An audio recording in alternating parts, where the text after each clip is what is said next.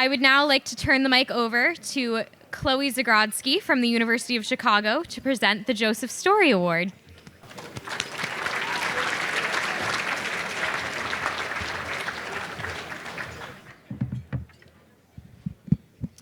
Good evening. It's really wonderful to be here with all of you tonight, and it's an honor to present the 2022 Joseph Story Award. The Joseph Story Award is given annually to a young academic who has demonstrated excellence in legal scholarship, a commitment to teaching, a concern for students, and who has made significant public impact in a manner that advances the rule of law in a free society. This year's Story Award recipient, Professor Christopher Walker, has all of these qualities in spades. Professor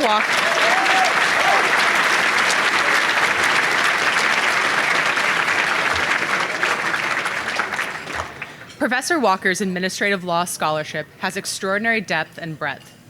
It uses a wide range of methodologies, from empirical studies to doctrinal analysis to interdisciplinary approaches. He writes solo pieces, as well as pieces with an extraordinary range of co-authors. In addition to a forthcoming book on constraining bureaucracy beyond judicial review, to be published by Cambridge University Press, his work has appeared in several journals, including the California Law Review, the Duke Law Journal, the George Mason Law Review, the Journal of Empirical Legal Studies, the Notre Dame Law Review, the Ohio State Law Journal, and the Stanford Law Review, just to name a few. His work also has a broad impact. His article, Legislating in the Shadows, received the 2016 American Association of Law Schools Scholarly Papers Competition Award. For the period of 2016 to 2020, he is tied for the 12th most cited administrative law scholar, and everyone ranked ahead of him is a decade or more older than he. The substance of his work is equally impressive. Professor Walker has conducted a number of empirical studies on the role of agencies in rulemaking and legislating that have reshaped the theoretical and doctrinal debates in the field.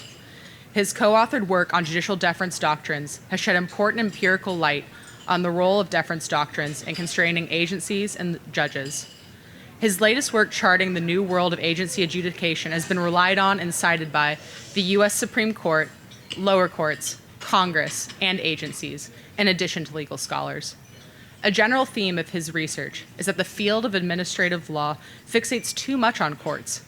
Because the vast majority of regulatory actions never make it to court, he argues the field should pay more attention to the various other actors in the system that can constrain and empower administrative action.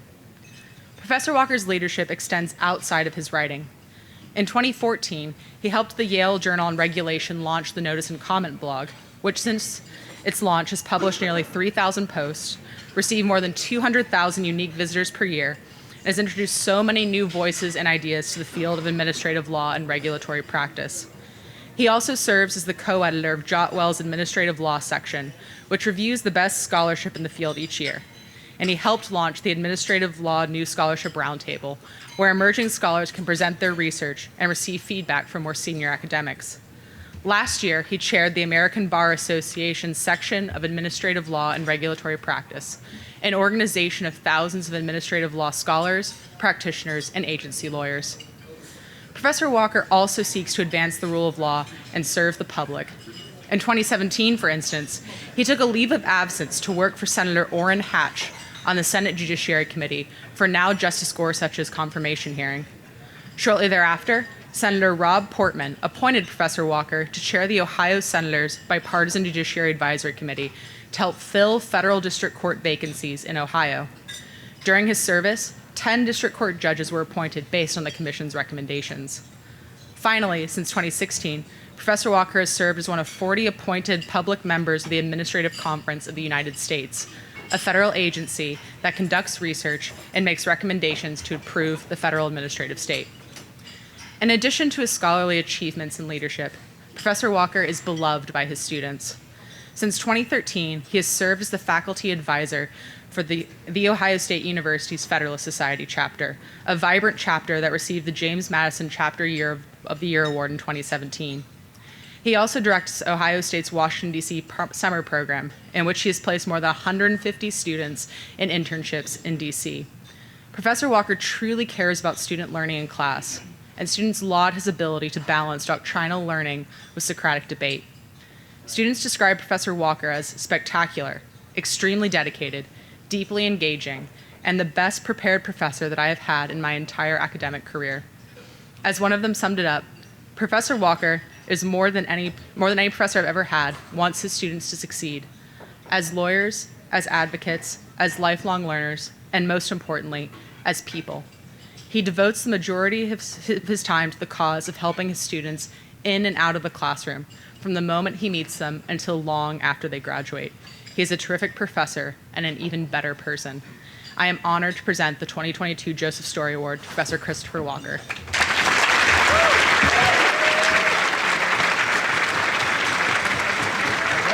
Yes, great idea.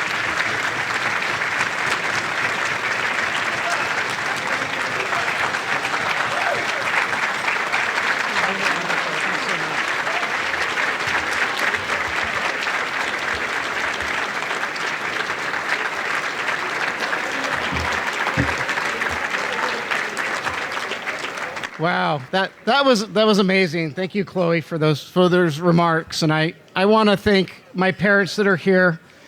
I wouldn't be here without them. I also want to thank Jen and the 4 kids at home who are probably watching but should be go to bed. And I want to thank my colleagues at The Ohio State University and my colleagues in the field, in particular my dear colleague Peter Shane, who helped me become the administrative law scholar I am today. And I also want to thank Lee Otis, who got me to become a law professor in the first place, and so many of us in this room that are law professors owe so much to her. And I'm just deeply honored to receive the Joseph Story Award, especially from the Federalist Society, whose mission has played such an important part in my first decade as a law professor. And as Chloe kind of reflected, as a teacher and scholar, my main goal is to help identify, magnify voices and ideas, and such that every idea is heard and examined. And it's been a thrill in the field of administrative law to do this in the last decade, to help new and less heard voices share their perspectives on the national stage, and to provide a bunch of public platforms where we identify and debate ideas other than just the conventional account. And I teach my students that grappling with ideas isn't easy. But as lawyers, it's critical that we grapple with ideas, that we understand ideas. And it's particularly important that we understand ideas that at first blush we don't agree with. And because I have a captive room of the nation's future leaders of the profession, I want to do a little teaching.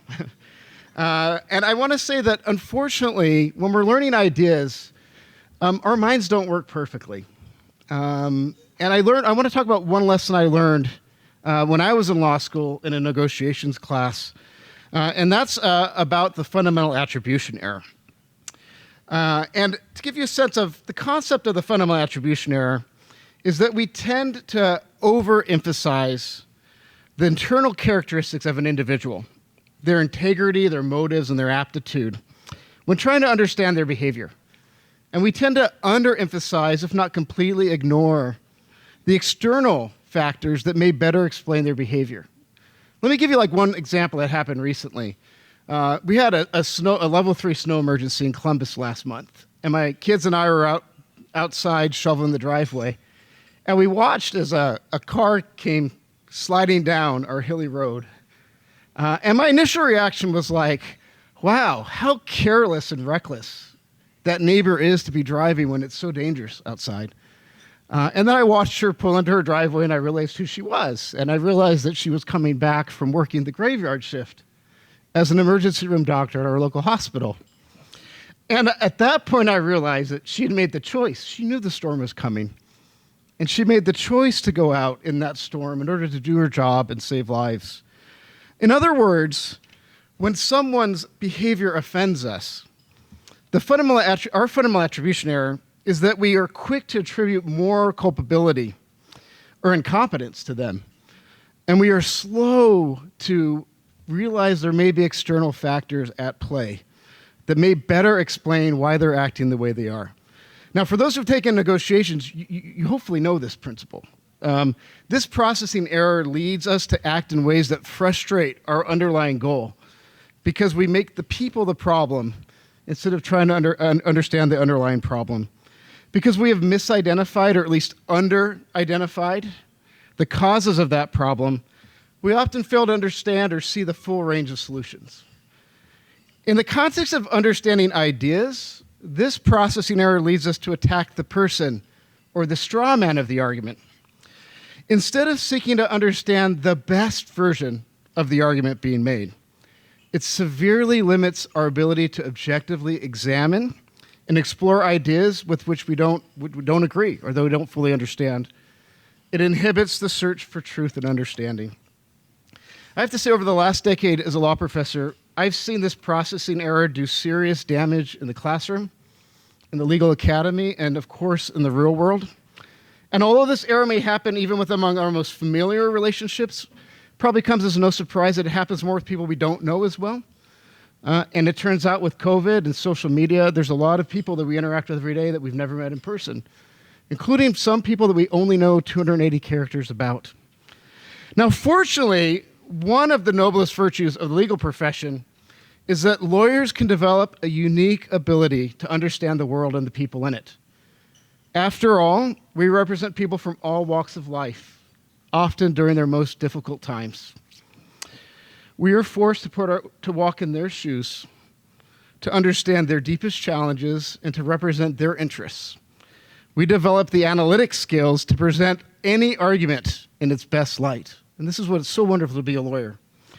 I want to pause just real quickly and just note one other lesson we can learn from this, that maybe your analytic skills are already identified.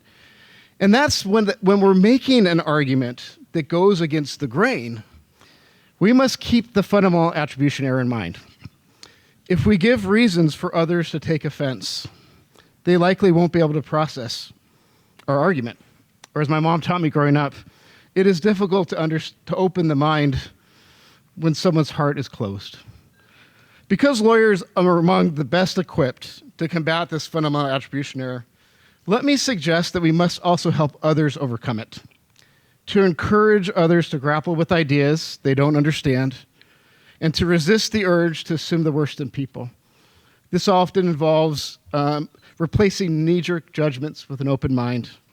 It involves giving others the benefit of the doubt, even when they have greatly offended us.